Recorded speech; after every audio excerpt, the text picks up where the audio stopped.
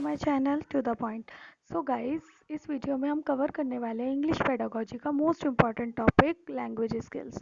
तो अगर आप C TET, UP TET, KVS या अदर टेट्स की प्रिपरेशन कर रहे हो जिसमें कि इंग्लिश पेडागोजी आता है, तो ये वीडियो आपके लिए मोस्ट इम्पॉर्टेंट है। और सी टेट वालों के लिए तो ये बहुत ही इंपॉर्टेंट है, क्योंकि एक तो क्वेश्चंस इसमें से हर साल आते हैं। तो प्लीज़ ये वीडियो स्टार्टिंग से लेके एंड तक देखिएगा। तो चलिए स्टार्ट करते हैं हमारी आज की वीडियो। Language skills. इंग्लिश की 4 लैंग्वेज स्किल्स होती हैं, जो कि आपको स्क्रीन पे दिख भी रहा होगा। Listening, speaking, reading and writing.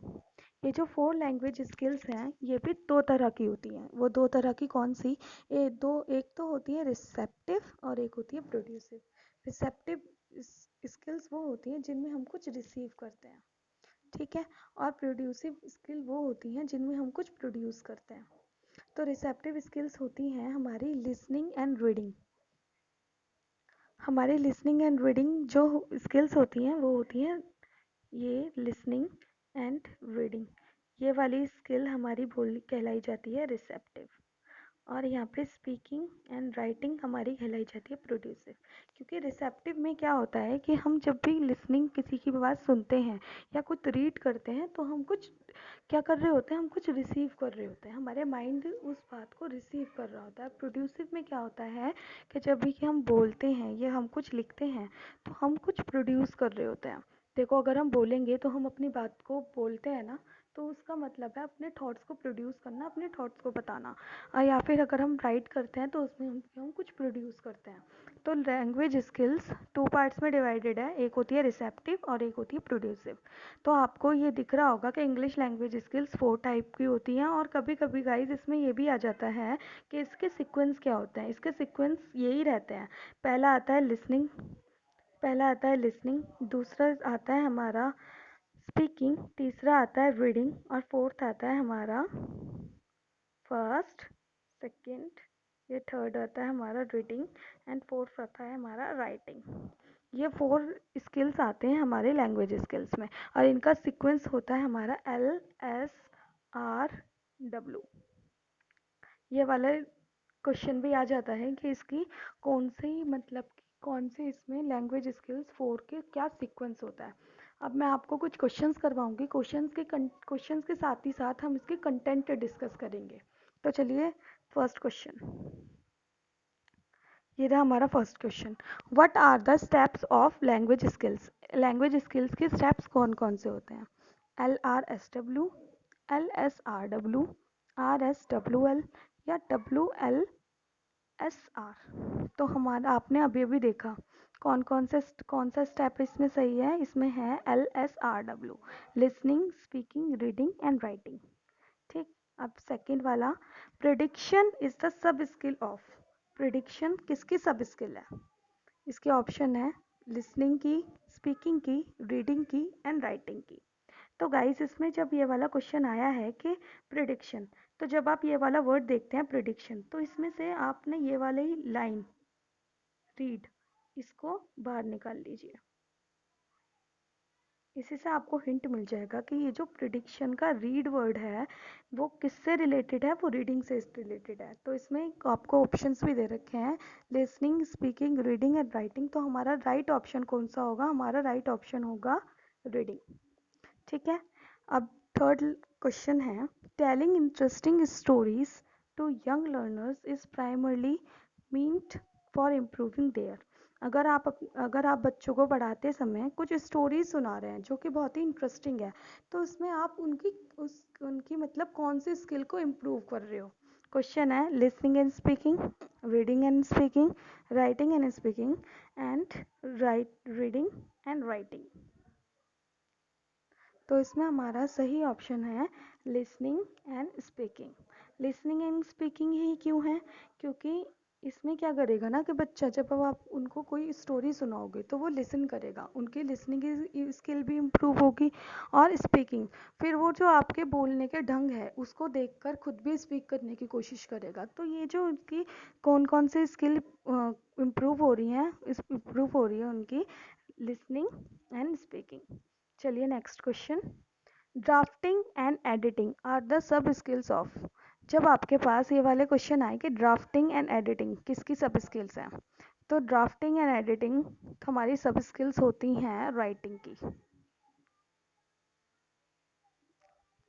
Writing की सब स्किल्स होती हैं, क्योंकि ड्राफ्टिंग अगर आप कुछ भी ड्राफ्ट बना रहे हो या फिर वो, आपको एक एग्जांपल देती हूँ, जैसे कि ये आपको सिर्फ याद करने के लिए है कि सपोज करो आपने कोई ड्राफ्ट बनाया, ठीक, फिर वो गलत हो गया, आपको उसको ना बीच में से एडिट करना है, तो ठीक है, वो सारी स्किल्स किस में आएंगी, वो सारी स्किल्स आएंगी हमारी राइटिंग में। तो इसमें आपको ऑप्शन में भी दे रखा है कि ये कौन सी स्किल्स का पार्ट है। लिसनिंग ये है, स्पीकिंग सॉरी, और ये है रीडिंग एंड ये है राइटिंग। तो हमारी इससे कौन सी वाली स्किल इम्प्रूव हो रही है, किसका पार्ट है, ये सब स्किल है इसकी राइटिंग। ठीक है, चलिए अब नेक्स्ट क्वेश्चन की तरफ। नेक्स्ट क्वेश्चन है हमारा, oral is the sub skill of. Oral किसका सब स्किल है, स्पीकिंग का, रीडिंग का, लिसनिंग का या राइटिंग का। अब देखिए ओरल, अब आपको ये जो वर्ड दिख रहा है ओरल, ये आप ये ORAL वाला ओरल मत समझिएगा, ये भी अलग है, ये अलग है और ये अलग है। इस ओरल और इस ओरल में जब ये वाला ओरल अगर आपके पास आए ना कि ये किसका सब स्किल है, तो इसमें क्या है, ये स्किल है स्पीकिंग का।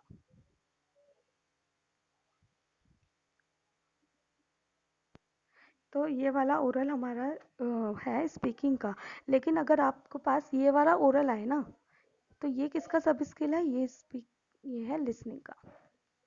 ठीक है, तो आप इस बात का ध्यान रखिएगा, ज़रूरी नहीं है आपको यही वाला ओरल आए, क्या पता आपको ये वाला ओरल पूछ लिया जाए। तो आप इस बात का ध्यान रखिएगा कि अगर आपको ये वाला ओरल पूछा कि ओरल इज़ अ सब स्किल ऑफ, तो वो जाएगा स्पीकिंग के साथ। अगर ये वाला पूछा कि oral is the sub skill of, तो ये वाला जाएगा तुम्हारा लिसनिंग के साथ। तो आप बताइए कि इसमें कौन सा वाला होगा, इसमें जो इसका राइट आंसर होगा वो होगा हमारा लिसनिंग। ठीक है, चलिए नेक्स्ट क्वेश्चन की तरफ। What which of the following is an important stage in the writing process. इनमें से कौन सी राइटिंग प्रोसेस की इम्पॉर्टेंट स्किल है।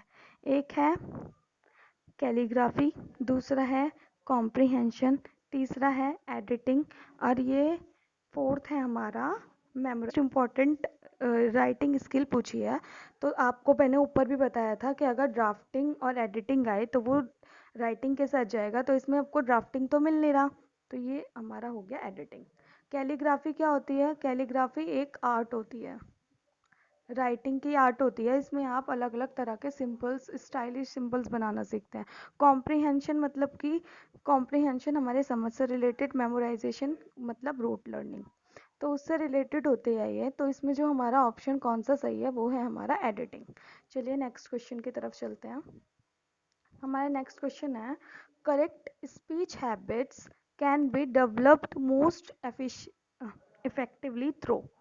करेक्ट स्पीच हैबिट, अगर आपको किसी बच्चे को स्पीच से रिलेटेड उसे प्रॉब्लम है, वो प्रोनाउंस ठीक से नहीं कर पाता, तो आप अगर उसकी स्पीच हैबिट को ठीक कराएंगे, तो आपको किस चीज़ में डेवलपमेंट करानी पड़ेगी, किस चीज़ पे उसका ध्यान देना पड़ेगा, क्या करवा कर आप उसका वो उसका डेवलप उसकी जो स्पीच है वो डेवलप करा सकते हो।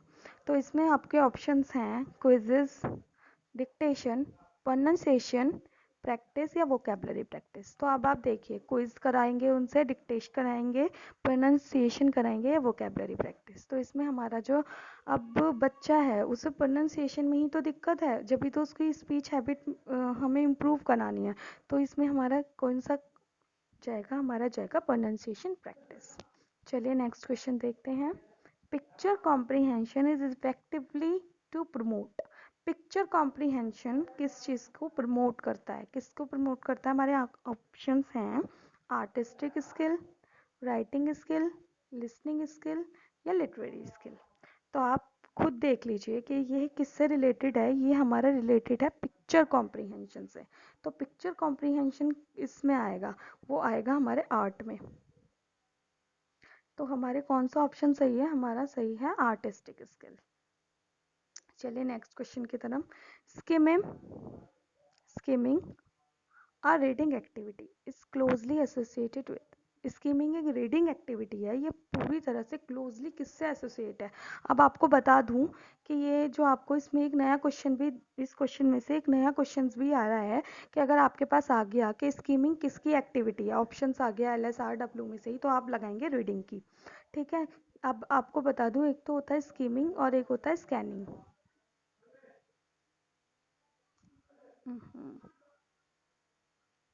स्कीमिंग होता है और एक होता है हमारा स्कैनिंग।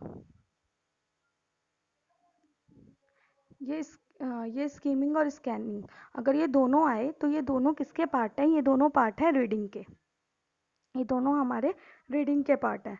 तो अब ये किससे क्लोजली एसोसिएटेड है, वोकेबलरी से, स्पीच से, डिक्टेशन से या स्पीकिंग से। अब आप देखिए कि जो स्कीमिंग है, जो मैंने आपको दो चीज़ बताई है, जो ये जो रीडिंग का पार्ट है स्कीमिंग, तो इसका मतलब होता है फटाफट।